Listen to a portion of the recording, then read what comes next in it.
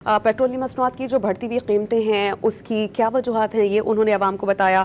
और उन्होंने कहा कि मुल्क में आज रात से पेट्रोल की नई कीमतों का इत्तलाक हो जाएगा। उन्होंने कहा हमने हद्दुल इम्कान कोशिश की कि अवाम पर कम अज़ कम बोझ डाला जाए। इससे पहले 3 बार जो कीमतें बढ़ी थीं उसका बोझ हुकूमत खुद बर्दाश्त कर रही थी, लेकिन अब उन्होंने कहा कि हुकूमती इत्तेहाद की क़यादत और तमाम वज़राए आला का शुक्रगुज़ार हैं।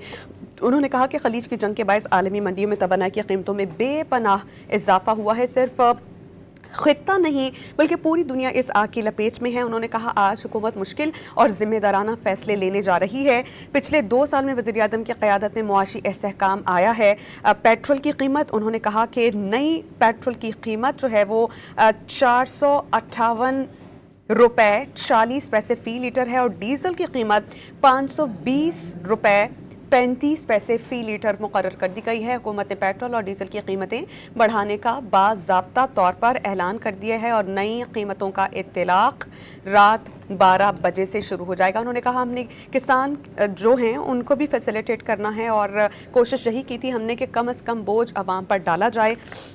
उन्होंने कहा कि मोटरसाइकिल सवारों को 100 रुपये फ़ी लीटर रिलीफ देने का ऐलान किया गया है।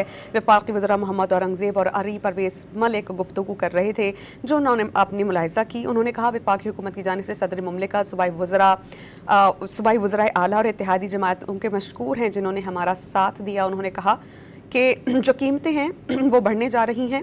खलीजी जंग की वजह से तवानाई की कीमतों में भूंचाल आया है। छोटे काश्तकारों को रिलीफ देने के लिए भी अहम फैसले किए गए हैं।